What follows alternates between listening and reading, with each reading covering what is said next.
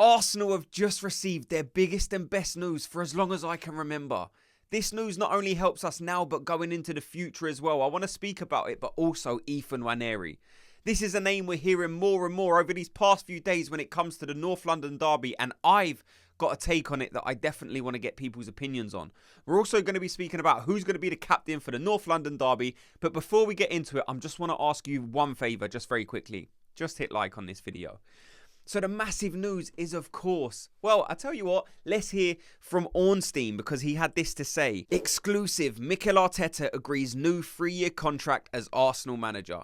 The 42-year-old Spaniard was into his final 12 months of his previous deal, but any uncertainty now removed. Fresh terms run until 2027. It's a huge boost for Arsenal before the North London derby. Let me know your thoughts on this news. Mikel Arteta has signed a new 3-year contract. So all of the background noise of will Mikel Arteta stay? Will he go? Has now been quieted. Like there's no more discussion to be had. Mikel Arteta will be the Arsenal manager now and for the foreseeable future. This is massive news because, you know, before the end of the season, last season, we was kind of hearing rumours of Mikel Arteta to Barcelona. That was definitely stories doing the rounds. People were worried. People were happy. And I never really understood the people that didn't want Arteta. Now, look, of course, I understand. People are always going to have a difference of opinion. Everyone's not going to agree on everything. But the Mikel Arteta, like the people that wanted him out, I couldn't really understand it. Because look, I think he's been massive for the development of this club so far. Like, I can see the journey that the club's been on. I'm sure many of you guys remember how rubbish we were when Unai Emery was in charge. Like, our win rate was like, what was it, 48%, 49%. Mikel Arteta come in, and he's basically transformed the club. Look at some of the players we've got rid of. Kolasinac, Mustafi, like David Lewis, I can't even remember but players like that. And now look at the team that Mikel Arteta has built. He showed us the vision. He's imprinted a style of play on this team.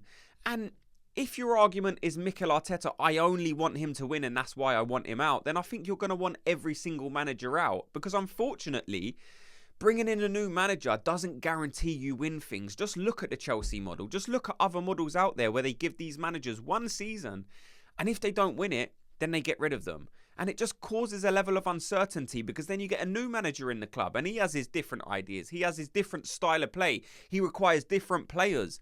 You need to give a manager time. And the fact that Arsenal gave Mikel Arteta the time, I think we can now start to see what the vision is. We can see what this manager wants to do. And I think he's perfect. I'm so happy he signed another deal. I understand there's going to be people out there who are maybe looking at this news with negativity and saying this is not the manager I want. But if you are one of those people, let me know why. Because I don't understand it. Like I said, this club, in my opinion, is only going in one direction. He came in, he had to transform the whole team. He won the FA Cup and now he's got his team. So now he's got all the players he wants. This is where I start judging him. So this year, hopefully we win a trophy. I know so many people have the opinion of, if Mikel Arteta doesn't win anything this year, then they want him gone. Do I agree to that? If I'm being honest, still no. Would I love to win something? Of course. Everyone always wants to win a trophy. When you're a fan of a massive club, of course you expect them or want them to win trophies. But I just know this guy is the right guy. People say, how do you know? And I just like the man. I like the style of play. I like the players he's brought in. I like the philosophy. I like the way these players act and conduct themselves on the pitch. It's more than just winning. Yes, of course, a trophy would be massive. A trophy is the end goal. I really hope we see it this season. I hope we can take like the FA Cup more serious. Even the Carabao Cup. Now, if he wins them cups, he's still going to get bashed anyway.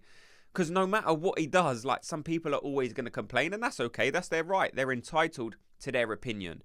If Mikel Arteta wins the Carabao Cup or the FA Cup, people will still say, well, he's won rubbish trophies. He's not won the Champions League. He's not won the Premier League. And all I would say, just look at what he's going against. We've had discussions on this. Man City, look what he's going up against with Man City. The best manager in the world, the best players in the world. And not only that, there's 115 reasons why they might be such a good team. I don't know yet. We're going to have to see how that pans out. I'm just so happy with this news. In terms of win rate, where does Mikel Arteta stack up in terms of Arsenal managers of the past, okay?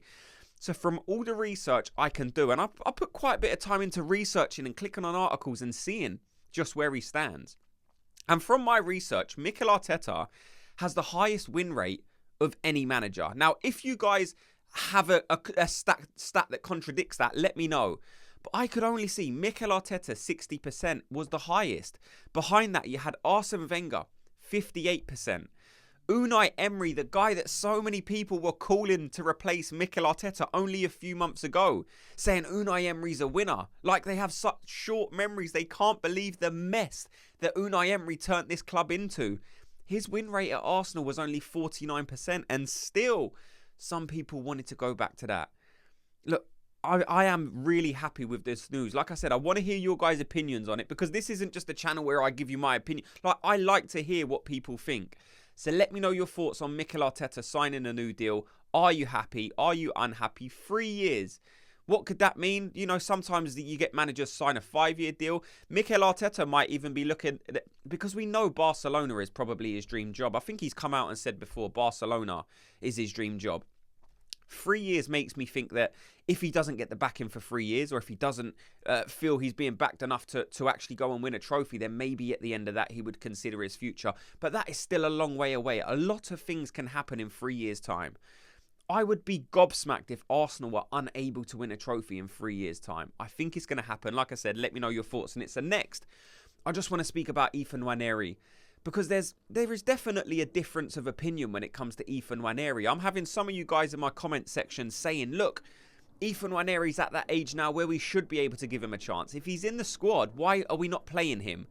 And if I'm being honest, I probably sit closer to that idea than the other idea of this player's nowhere near good enough to play the North London derby. I've seen people, like I said, under my comments say, give him a chance. And people under of it have actually been, not abusive, but they've been quite nasty and said, like, what are you on about? You don't know anything about football. You can't throw him into a North London derby. And all I would say to that is there's been instances in the past where young players have been having to be thrown into a game and they've risen to the occasion. I think of Jack Wilshere, 19 years old, Barcelona. I think of Lamine Yamal at the Euros. Not only that, playing for Barcelona as well. Cesc Fabregas years ago when he was coming through. So there have been examples where young players were given the opportunity, and like I said, they rise to the occasion. So if Nwaneri is on the team sheet for the North London derby, I wouldn't be against it. It's not something I'm predicting. It's not something I'm saying this is definitely going to happen. But if I look at that team sheet and see Nwaneri, I certainly wouldn't be looking at it and saying, what are we doing? This is the North London derby. You can't throw Nwaneri in. I'd be looking at it and saying this is a chance for a player to really make an impact on this team and show people that he's at the level to now start being included in matchday squads against really good teams. At 17 years old, Nwaneri could be like, if you look at Bukayo Saka when he was coming through, like, you look at him now and he's a £150 million player. Like, he would never have become that if he wasn't given the opportunity to play in Arsenal's first team. And it's the same as Nwaneri. If we get it right, if he's the player we're expecting him to be, then this could be another player come through the Arsenal academy that's worth over 100 million. If you want one of the best young players in world football right now, the transfer fee you're probably going to have to pay is somewhere around the 100 million mark. So if you get that come up through your academy, you have saved yourself an absolute fortune.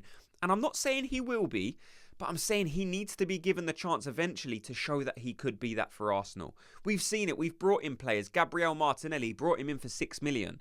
2 seasons ago, he would have been considered a £100 million player. Now, his price has probably dropped over the past 2 seasons. But all I'm saying is these players need to be given a chance. And like I said, if Nwaneri is in the North London derby, I, for one, would be excited to see him play. Now, do I think he has the ability to play that role? I think the system would need to be changed slightly. I don't think it would be an exact like for like, because I haven't seen Nwaneri's ability to press from the front. Odegaard so many times has been the guy to lead the Arsenal press. Can Nwaneri do that? Or would you have to have maybe Kai Havertz leading the press, or maybe Bukayo Saka leading the press? I don't think Trossard would be able to do it, but it would definitely be something I'm interested in seeing.